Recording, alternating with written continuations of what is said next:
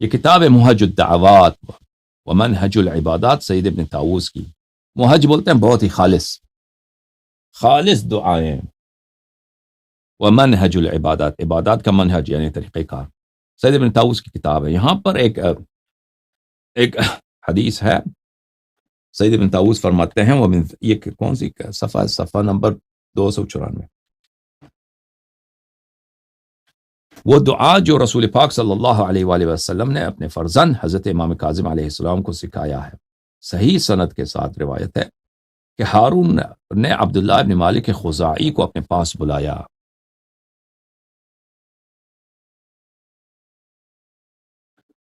یہ حضرت امام کاظم علیہ السلام اس وقت ملعون ہارون کے جیل میں تھے، اور یہ ہارون غرق تھا عیش و نوش میں، عشرت میں، شراب نوشی میں.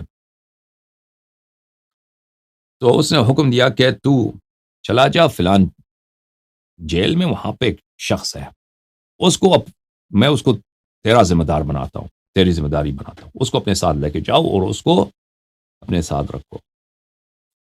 تو میں گیا ہوں اس جیل میں نے دیکھا کہ وہاں پہ حضرت امام کاظم علیہ السلام ہے. تو میں ان کو لے کے گیا اور کو اپنے گھر میں لے گئے، کمرے میں رکھ دیا اور کمرے پہ تالے لگا دیے میں نے بہت سارے. اور میں ہمیشہ کیونکہ بادشاہ کی جانب سے یہ حکم آیا تو میں ہمیشہ ادھر ہی رہتا تھا کہ ہاں ان کو کچھ نہ ہو جائے اور یہ فرار نہ کریں یا کچھ نہ بھی، میری ذمہ داری ہے. تو چابی میرے پاس بھی ہوتا تھا، اور کبھی کہیں جاتا بھی تھا تو میں چابی اپنی وائف کو دے دیتا تھا تو ادھر رہے کہ یہ شخص یہاں سے نہ نکلے. اور میں خدمت بھی کرتا تھا ان کی جو چیزیں ان کو ضرورت ہوتی. تو ایک دن ہارون نے مجھے بلایا رات کو مجھے بلایا. میں نے دیکھا کہ ہارون اپنے بستر پہ ہے، رات کو دیر ہو گئی، وہ تو بہت دیر تک شراب پیتا تھا ملعون. پھر وہ جب اس کو نیند آتی تو سو جاتا تھا. تو 3 بستر ہیں، 3 بیڈز ہیں، وہ ایک درمیانے میں لیٹا ہوا ہے. اس نے مجھے جب دیکھا تو کہا کہ جاؤ ابھی فوری جاؤ، اور جو میں نے آپ کو امام کاظم علیہ السلام آپ کے حوالے ہے اس کو آزاد کرو، اس کو اپنے گھر بھیج دو، مدینہ بھیج دو. میں نے کہا کیا ہوا اس وقت آپ بہت سہمے ہوئے. تو اس نے کہا کہ میں ابھی یہ بستر پہ سویا تھا، اس ساتھ والے بستر میں سویا تھا، تو میں نے خواب میں دیکھا ایک شخص مجھے کہہ رہا کہ اے ہارون، موسیٰ بن جعفر علیہ السلام کو آزاد کر دے. تو میں اٹھ گیا، میں نے کہا یہ تو میرے ذہن میں جو خیالات ہیں میں نے اس کو دھیان نہیں دی. پھر میں گیا دوسرے بیڈ پہ سویا، تو پھر وہی خواب میں نے دیکھا کہ ایک شخص مجھے کہہ رہا کہ ہارون اٹھو، موسیٰ بن جعفر علیہ السلام کو آزاد کرو. پھر میں اٹھ گیا، پھر میں نے دھیان نہیں دیا، میں نے کہا یہ ایسی خواب ہے. پھر میں درمیانے والے بستر پہ میں جب سویا ہوں تو میں نے دیکھا کہ ایک شخص آیا، بہت ہی غضبناک شخص ہے. اس کے ہاتھ میں ایک نیزہ ہے، اس کا طول اتنا لمبا ہے، پوری دنیا جتنی لمبی ہے، مشرق سے مغرب تک اس کا نیزہ ہے، اتنا وہ خطرناک ہے. مجھے تو وہ ڈر لگا. اس نے کہا کہ ہارون، موسیٰ بن جعفر علیہ السلام کو آزاد کرو، نہیں کرو گے تو میں اسی نیزے کو تیرے کمر پہ مار دوں گا. تو میں ڈر کے مارے بیدار ہوا ہوں، تو میں بھی حکم دیتا ہوں اس کو آزاد کرو. تو میں آ گیا اپنے گھر، میں نے وہ اتنے تالے لگائے تھے دروازے پہ، تالے کھول دیے. میں اندر گیا، دیکھا کہ حضرت امام کاظم علیہ السلام سجدے کی حالت میں، اور سجدے کی حالت میں ان کو نیند آ گئی ہے، وہ سو گئے. تو میں نے ان کو جگا دیا. اب حدیث دیکھیے، یہ باقی میں نے سنا دیا آپ کو، آپ دیکھیے. میں نے کہا فقلت یا مولا سألتك بالله وبحق جدك رسول الله صلی اللہ علیہ وآلہ هل دعوت اللہ عز وجل في يومك هذا بالفرج. میں نے کہا کہ میں تجھے اللہ کا واسطہ دیتا ہوں میرے مولا، کیا آپ نے ابھی جو ہے آج آپ نے دعا کی ہے کہ آپ کو آزادی ملے، آپ کو زندان سے آزادی ملے، آپ نے یہ دعا کی تھی؟ تو امام علیہ السلام نے فرمایا کہ نہیں، میں نے ایسی دعا نہیں کی، میں سویا تھا. صلیت المفروضہ، میں نے نماز واجب جو سویا، وسجدت وغفوت فی سجودی، میں سجدے میں نے سر رکھا، سجدے میں میری آنکھ لگ گئی.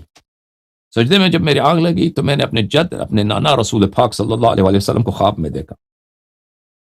فرأیت رسول اللہ صلی اللہ علیہ وسلم فقال یا موسیٰ، تو میرے نانا نے کہا کہ اے میرے فرزند، اے میرے نور عین، اے یا موسیٰ سلام اللہ علیہ، اتحب ان تطلق، کیا تجھے پسند ہے کہ تجھے آزادی ملے، چاہتا ہے؟ فقلت نعم یا رسول اللہ، میں نے عرض کیا کہ یا رسول اللہ جی ہاں، مجھے خوشی ہے کہ میں زندان سے آزاد ہو جاؤں۔ فقال ادعو بهذا الدعاء، تو امام رسول اللہ صلی اللہ علیہ وآلہ وسلم نے کہا کہ اس دعا کو، یہ دعا کرو۔ وہ دعا یہ ہے، یا سابغ النعم و یا دافع النقم یا بارع النسم،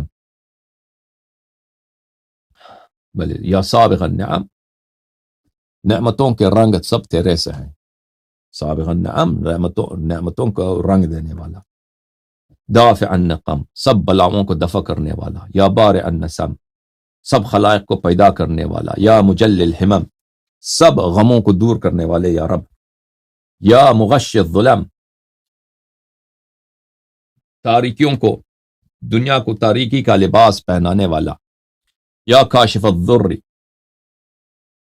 والالم سب بیماری اور دردوں کو دور کرنے والا یا رب، یا ذا الجود والکرم و یا سامع کل صوت، یہ معانی واضح ہیں، سامع کل صوت، و یا مدرک کل فوت ہر گم شدہ چیز کو پانے والا، یا محی العظام وہی رمیم اے استخوانوں ہڈیوں کو زندہ کرنے والا جب ہڈیاں سب خاکستر بن چکے ہوئے ہوتے ہیں، وہ منشئہا بعد الموت اور ان کو موت کے بعد دوبارہ زندہ کرنے والا، صلی علی محمد و آل محمد واجعل لی من امری فرجا، محمد و آل محمد علیہ السلام پہ صلوات بھیج اور میرے لیے میرے اس کام میں گشائش دے، و مخرجا اور میرے اس کام میں مخرج یعنی ایگزٹ یعنی نکلنے کا راستہ مجھے عطا فرما، یا ذا الجلال والاکرام۔